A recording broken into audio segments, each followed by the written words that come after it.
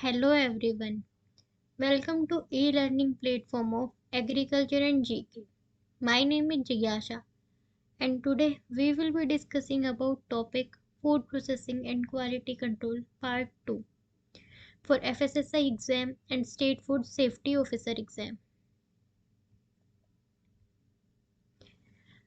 So if you are preparing for FSSI assistant or FSSI central food safety officer or technical officer, you can enroll for this complete course where you will get 6 to 7 ebooks which will cover your syllabus, YouTube class notes, one question bank, 10 full length mock tests with all India ranking, CBT 1 and 2 full notes, discussion group and personal guidance. And here is the course price. For FSSI assistant it is 1500 and for FSSI Central Food Safety Officer और technical officer it is 1700। पर अभी यहाँ पर आप इस पर 25% तक का डिस्काउंट अवेल कर सकते हो, उसके लिए आपको ये कूपन कोड यूज़ करना होगा। सो कोर्स में एनरोल करने के लिए आपको जो लिंक है वो डिस्क्रिप्शन बॉक्स में मिल जाएगी, आप वहाँ से एनरोल कर सकते हैं। और अगर आप प्ले स्टोर से ऐप डाउनलोड करके करना चाहें तो आप वहाँ से भी एनरोल कर सकते हैं इस कंप्लीट कोर्स में। अब जो हमारा आज का फर्स्ट क्वेश्चन है वो है decrease in smoke point is the indication of high shelf life of oil, low quality of oil, high quality of oil और it has no relation with the quality of oil. So जो हमारा smoke point होता है ये होता है temperature at which an oil starts to burn and smoke. So अगर हमारा स्मोक पॉइंट में डिक्रीज हो रहा है तो इट मीन्स जो हमारी ऑयल की क्वालिटी है वो लो है, लो क्वालिटी ऑफ ऑयल, ये हमारा इंडिकेट करता है स्मोक पॉइंट में डिक्रीज। अगर हमारा स्मोक पॉइंट में डिक्रीज हो रहा है तो इट इंडिकेट्स जो हमारे ऑयल की क्वालिटी है वो है लो। तो हमारा आंसर हो जाएगा ऑप्शन बी। अब नेक्स्ट क्वेश्चन है during the extraction of oil from oil seeds the process of removal of mucilaginous material is termed as tempering, winterizing, bleaching, degumming।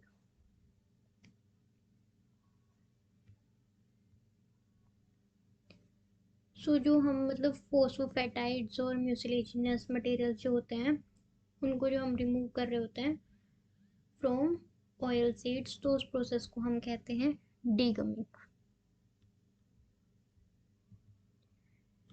Degumming is the process for removal of phosphatides from crude soybean and other vegetable oils. So that is answer D। यहाँ पे हमारा सही answer हो जाएगा degumming।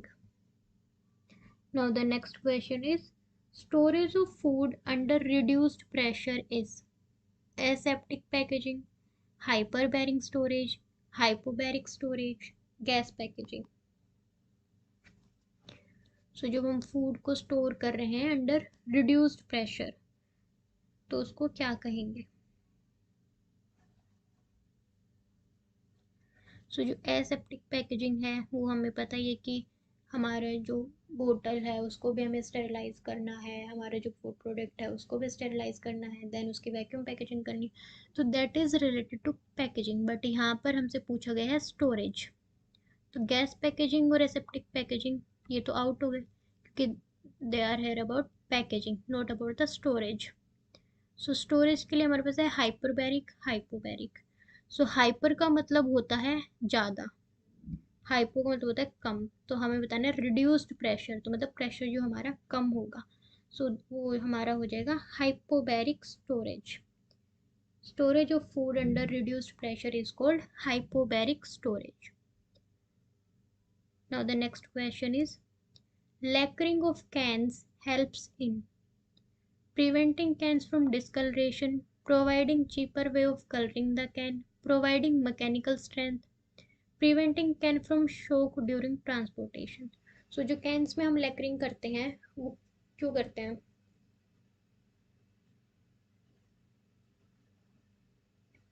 सो हम जो लेकरिंग करते हैं कैंस में वो करते हैं to prevent the can from discoloration. So जो हमारा आंसर हो जाएगा वो हो जाएगा ऑप्शन ए।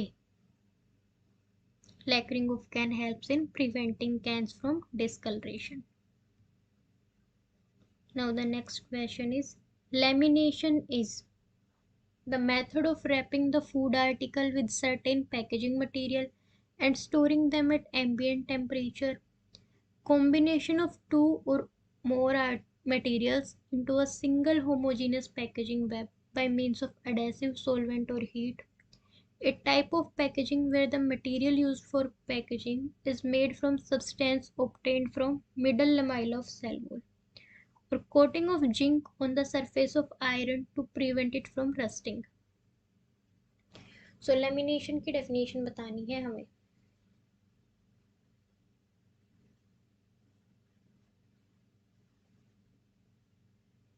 सो जो हमारा लेमिनेशन है ये है कॉम्बिनेशन ऑफ टू और मोर materials into a single homogeneous packaging web by means of adhesive solvent or heat. ठीक है. जो लेमिनेशन है हमारी वो है कॉम्बिनेशन दो और दो से ज़्यादा मटेरियल्स का एक सिंगल होमोजेनियस पैकेजिंग वेब में by using the means of adhesive solvent और हीट. यहाँ पर हमारा आंसर है option B. Now moving to the next question. Shrink wrapping is dehydration of the food material to reduce the volume so that it can be adjusted in a given volume of packaging material. Method of packaging the material to give skin tight wrap. Type of packaging material used for pack marine foods wrap or none. So अभी हमने lamination देखी, अब हमें बताने की shrink wrapping क्या है.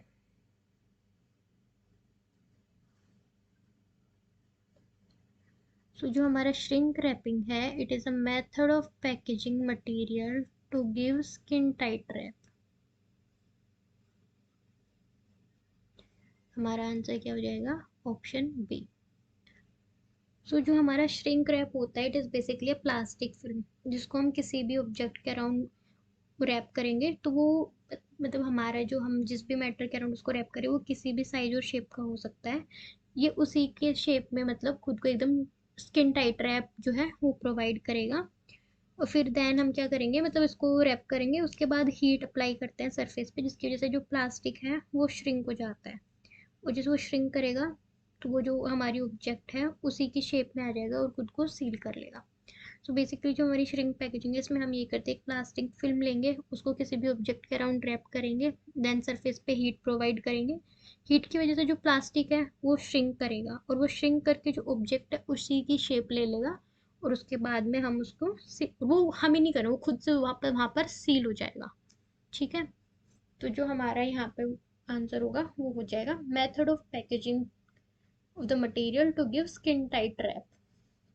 क्योंकि वो ऑब्जेक्ट की ही शेप ले लेता है तो वो एकदम स्किन टाइट रैप की तरह वहाँ पर पैकेज हो जाता है. तो जो हमारा आंसर है वो हो जाएगा option B. Now the next question is, retort pouches are equipment used for the sterilization of products. Pouch shaped retort used for the sterilization of packaging material. Type of color used for printing the LDP used to pack low acid food. Heat sterilizable flexible packs.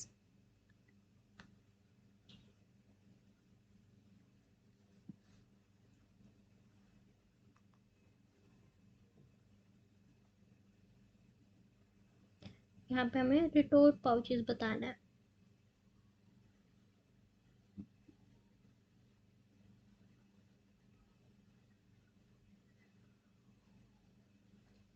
सो ये हमारे होते हैं heat sterilizable flexible packs.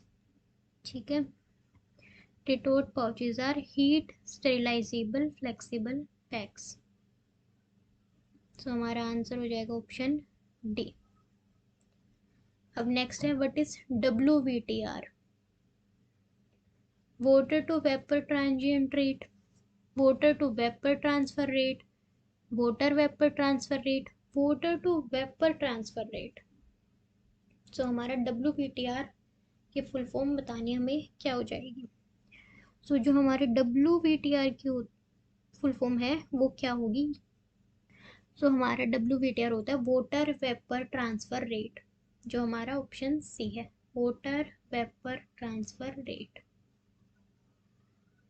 So our answer will be option C. Now moving to the next question. What is OTR?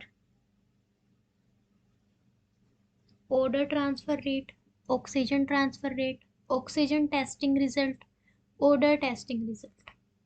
सो हमारा OTR और WVTR दोनों ही काफ़ी important full forms हैं. तो WVTR water vapour transfer rate, OTR oxygen transfer rate. So यहाँ पर हमारा ये हो जाएगा option B, oxygen transfer rate. Option B will be the right answer. Next हमें बतानी है WVTR की यूनिट.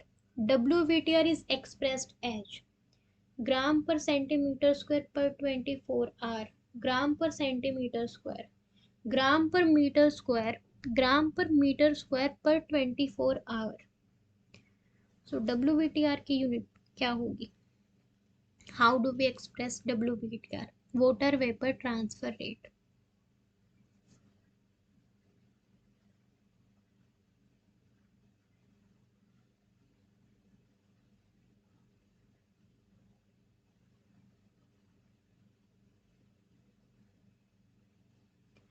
सो हमारा WVTR है, it is expressed as gram per metre square per 24 hour. सो ये हमारा हो जाएगा option D, gram per metre square per 24 our.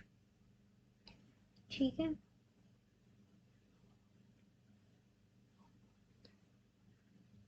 अब जो हमारा नेक्स्ट क्वेश्चन है वो है aluminium foil acts as good barrier for vapor, as good barrier for oxygen, as good barrier for light, or all of the above.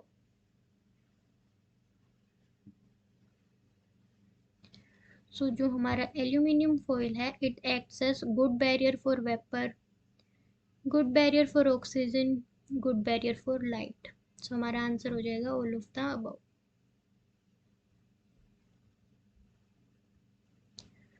Which of the following packaging material has perfect barrier properties?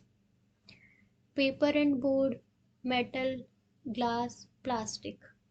So perfect barrier properties किस packaging material की होगी?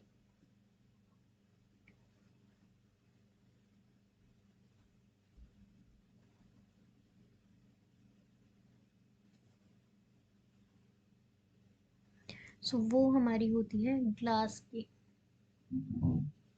Glass as a packaging material has perfect barrier properties. हमारा answer हो जाएगा option सी.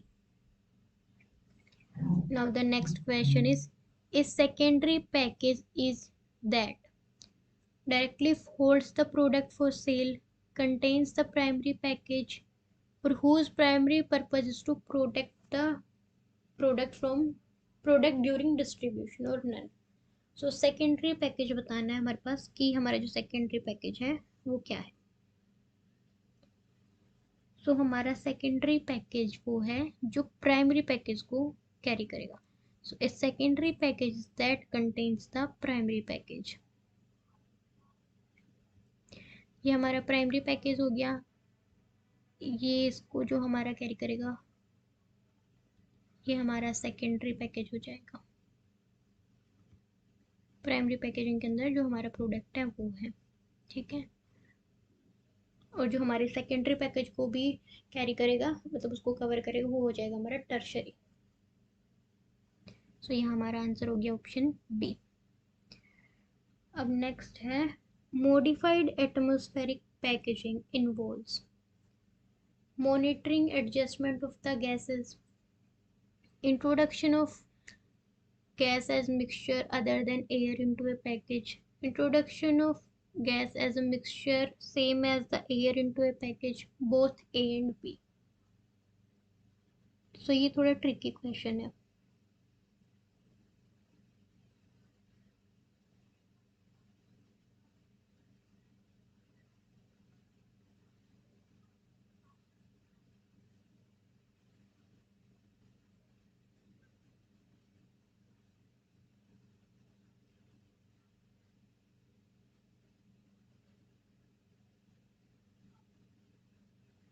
सो जो हमारा map modified atmosphere packaging होता है, ये हमारे एक पैकेजिंग सिस्टम होता है which involves changing the gaseous temperature, atmosphere or surroundings of a food product inside the pack, and employing packaging materials and formats with an appropriate level of gas barrier to maintain the charged atmosphere at an acceptable level for preservation of food.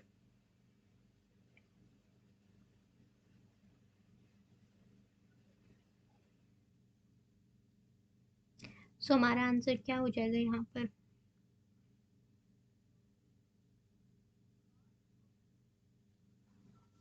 ये मैंने पहले भी बताया था, ये tricky question है, यहाँ पर गलत होने के चांसेस बहुत है हमारे।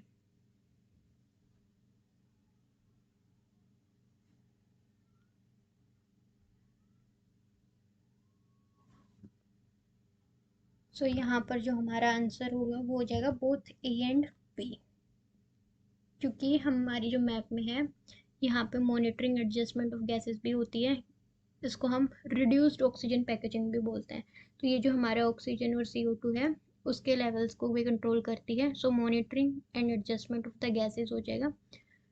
इसको CAP जो हमारी कंट्रोल्ड एटमॉस्फेरिक पैकेजिंग है उसके साथ कंफ्यूज नहीं करना, क्योंकि वहाँ पे भी हमारी जो गैसेस है उन्हीं की एडजस्टमेंट हो रही होती है, बट यहाँ पे मैप में भी हम जो है मतलब ऑक्सीजन को रिड्यूस रखते हैं, ठीक है।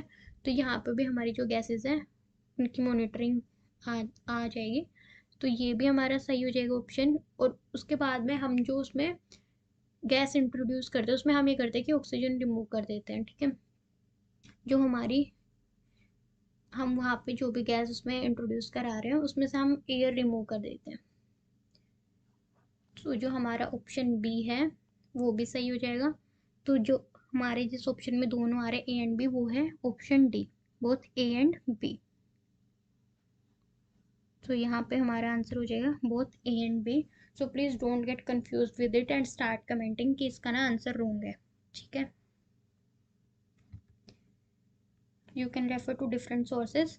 Map involves monitoring adjustment of the gases and as well as introduction of a mixture other than air into the package. Our answer will be option D. Now moving to the next question. What is the first thing the consumer notices about a package? What is this and what is it going to do for me? Who guarantees that? Both A and B. Which packaging material is used in package? सो जब हम कोई भी नया packet खरीदते हैं कोई भी किसी भी प्रोडक्ट का, तो सबसे पहले हम क्या नोटिस करते हैं?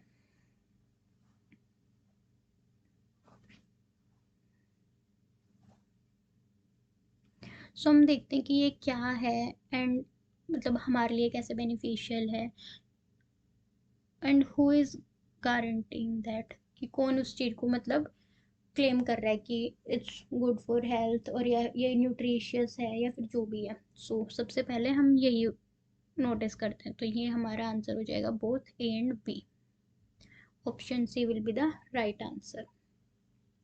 Now the next is EVOH stands for ethylated vinyl alcohol, ethylene vinyl alcohol, ethyl vinyl alcohol, ethylidene vinyl alcohol. So EVOH की जो हमारी फुल फॉर्म है वो क्या होगी?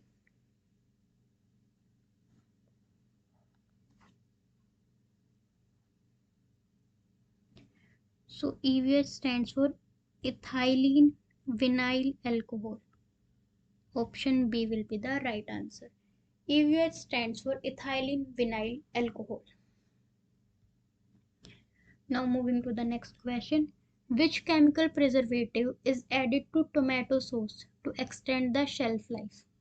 Sodium benzoate, calcium propionate, tocopherol, all of the above.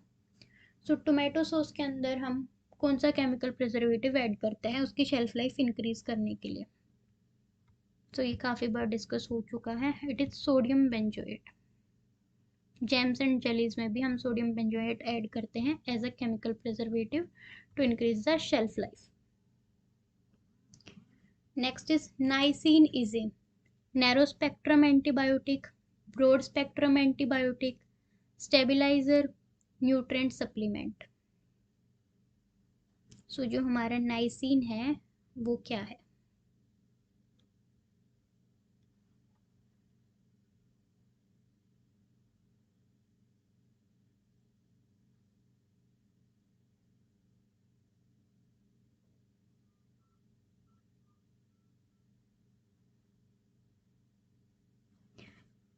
सो जो हमारे nisin, हम इसको एज अ फूड प्रिजर्वेटिव भी यूज कर रहे होते हैं, but it is a broad spectrum antibiotic. ठीक है, it is also use as a food preservative. तो हमारा आंसर यहाँ पे है broad spectrum antibiotic. Next question is, sorbic acid is mostly used as preservatives in which of the following food products? Meat, milk, baked products, all of the above. So sorbic acid कहाँ use होता है as a preservative?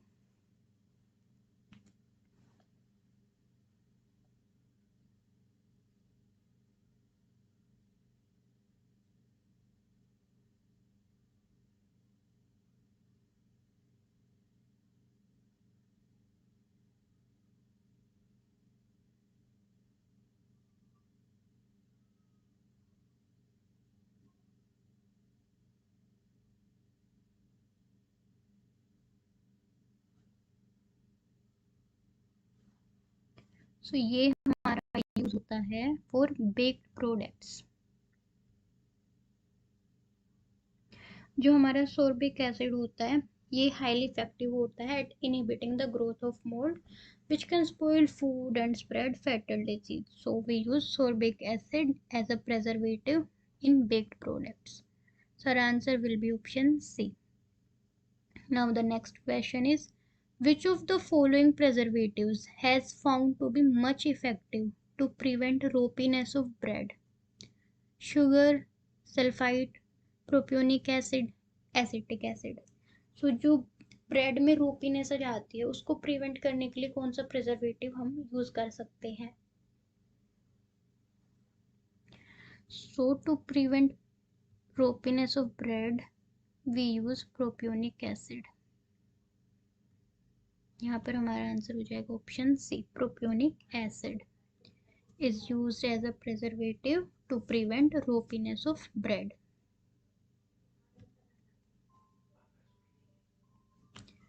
Which component of cinnamon has antimicrobial effect? Eugenol aldehyde, eugenol, cinnamic acid, thymol।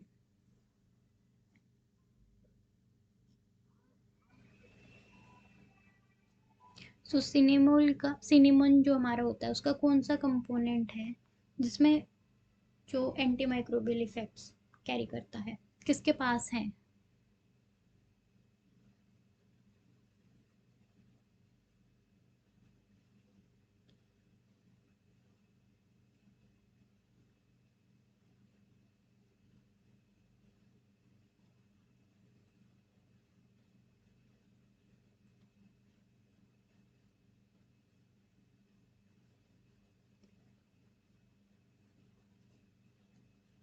सो ये करता है cinnamic acid.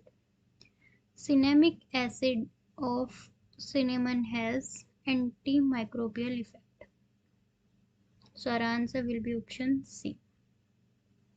Now the next question, which of the following is are the class 1 preservative? Sugar, sorbic acid, calcium propionates or all of the above? So हमें बताना है class 1 preservative कौन सा है?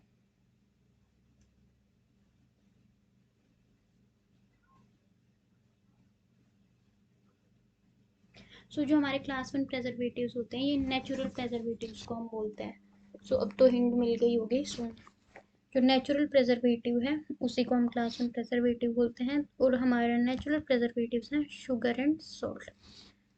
Salt, sugar, vinegar, syrup, spices, Honey, हमारा edible oil, ये सारे class 1 preservatives हो जाते हैं। हमारा sorbic acid, calcium propionates, sodium benzoate, nitrites, nitrates, potassium sulphides, glycerides, ये सब क्लास 2 प्रेजर्वेटिव्स में आते हैं। ठीक है, तो यहाँ पर हमारा आंसर हो जाएगा शुगर, ये हमारा क्लास 1 प्रेजर्वेटिव है।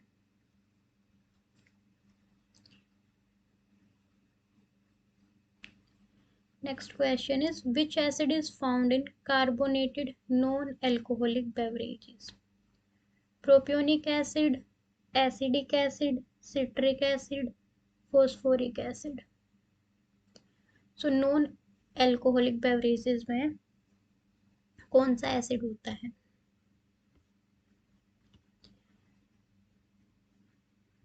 Phosphoric acid is found in carbonated non-alcoholic beverages. So our answer will be option D. Next question is what is the proposed mode of action of citric acid? Dehydration, osmosis, chelation or none?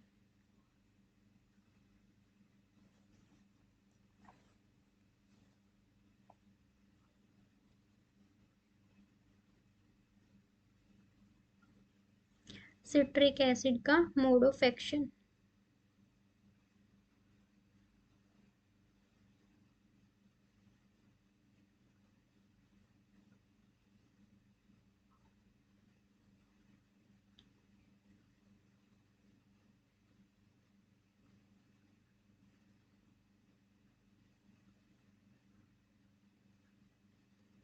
तो ये हमारा है chelation is the proposed mode of action of citric acid.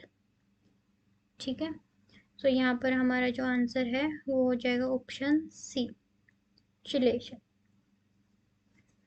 Chelation जो है हमारा is a type of bonding of ions and molecules to metal ions. ठीक है, chelation का बेसिकली मतलब वही होता है कि टू ग्रैब और to bind something. So same mode of action है सिट्रिक एसिड का।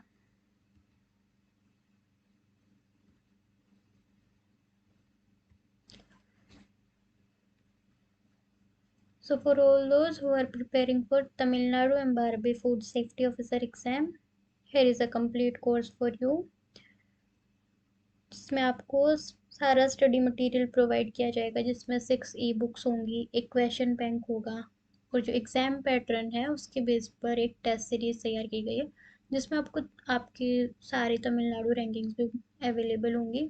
यूट्यूब के क्लास नोट्स प्रोवाइड कराए जाएंगे, प्रीवियस ईयर पेपर और सारा क्वालिटी कंटेंट जो है वो आपको एक ही जगह पर मिल जाएगा, and that too only at 99. So you basically have to pay 1,000 rupees and you will get everything which will cover your food safety officer exam preparation for Tamil Nadu MBRP। इसके लिए एनरोल करने के लिए जो link है वो आपको description box में मिल जाएगी, वहां से आप एनरोल कर सकते हो। Next question is mustard shows antimicrobial effect because it contains allyl sulfide, allyl isosulfide, allyl isothiocyanate, allyl thiocyanate।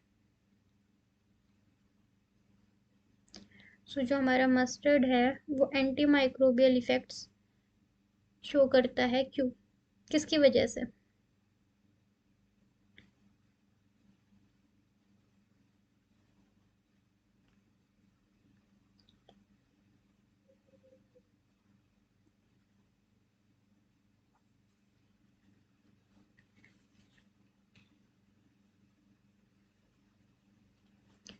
So mustard shows antimicrobial effect because it contains allyl isothiocyanate। जो हमारा हो जाएगा ऑप्शन सी।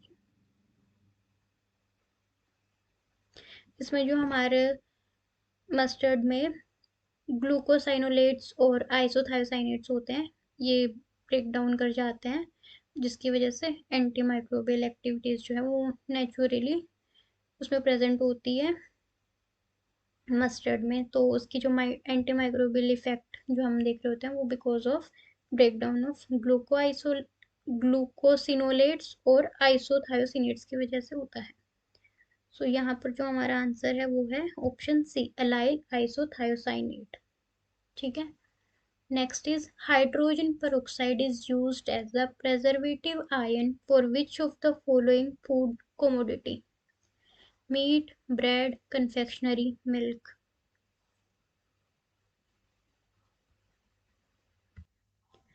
सो यहाँ पर हमारा आंसर हो जाएगा मिल्क। जो हमारा हाइड्रोजन पेरोक्साइड है, it is used as a preservative ion for milk food commodity. और वो हम क्यों करते हैं, बिकॉज जो हमारा हाइड्रोजन पेरोक्साइड है ये एक्टिवेट करता है लैक्टोपेरोक्सिडेज एंजाइम को, जिसकी वजह से हमारे डेयरी प्रोडक्ट्स की क्वालिटी इंप्रूव हो जाती है। ठीक है, तो यहाँ पर ये हमारा आंसर हो जाएगा milk. Next question is, in aseptic packaging the most preservative used to sterilize the packaging material is phosphoric acid, sulfuric acid, hydrogen peroxide और all of the above। So aseptic packaging जो हमारी होती है उसमें कौन सा प्रिजर्वेटिव यूज करते हैं हम for sterilisation.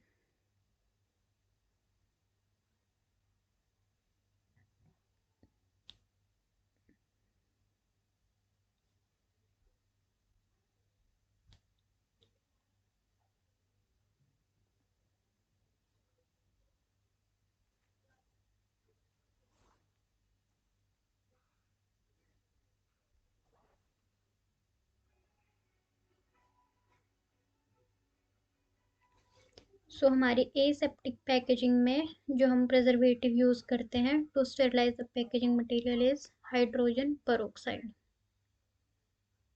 Option C.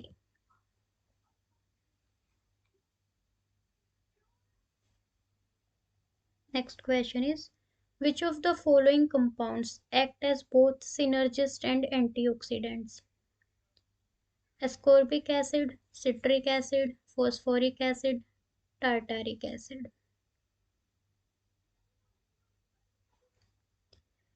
Ascorbic acid acts as both synergist and antioxidants.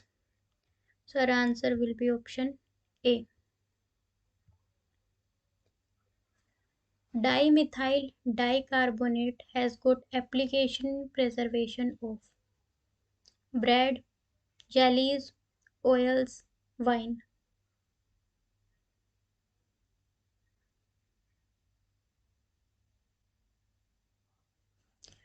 Dimethyl dicarbonate is used as a preservative in wine. So our answer will be option D. Dimethyl dicarbonate has got application in preservation of wine. Now the next question is, sucrose esters are emulsifiers, antimicrobial agents, both A and B, none। So sucrose esters are emulsifiers and antimicrobial agents. So our answer will be option C, both A and B. Option C will be the right answer. Now the next question is, which component of garlic have antimicrobial effect? Allicin, allyl isothiocyanate, methyl sulfide or all of the above?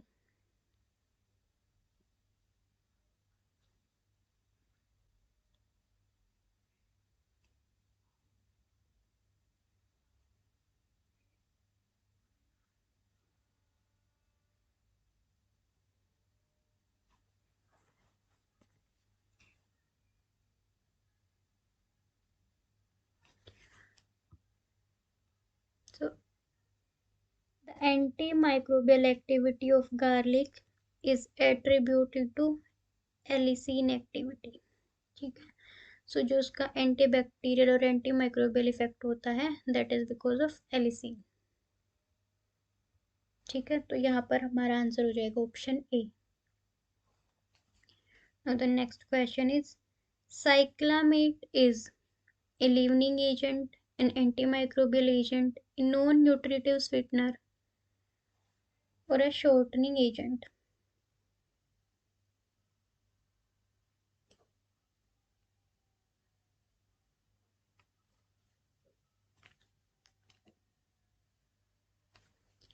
So cyclamate जो है वो हमारा non nutritive sweetener है, artificial sweetener जिसे हम कहते हैं। Cyclamate is an artificial sweetener और an non nutritive sweetener. So हमारा आंसर हो जाएगा option C. Anti-caking agents are those used to destroy the cake while disposing the spoiled cakes, those used to maintain the free-flowing nature of granular or powdered products, those used to kill microorganisms growing cakes, those used to maintain the shape of cakes and pastries. So जो हमारे anti caking agents हैं वो क्या है? So वो हैं हमारे those compounds or those agents that are used to maintain the free flowing nature of granular or powdered products. ठीक है, these are anti caking agents. They maintain free flowing nature of granular or powdered products. So हमारा answer हो जाएगा option B. Now the next question is calcium stearate. Calcium stearate is used as an anti-caking agent, antifungal agent, anti-foaming agent, antimicrobial agent. So हमारा calcium stearate है, ये है anti caking agent. और हमने अभी डिस्कस किया था कि एंटी केकिंग एजेंट्स क्या होते हैं. हमारा आंसर हो जाएगा option A. Now the last question for today's video. Which of the following is used as the clarifying agent? Gelatin, bentonite, diatomaceous earth or all of the above? So यहाँ पे हमारा जो आंसर होगा वो होगा all of the above.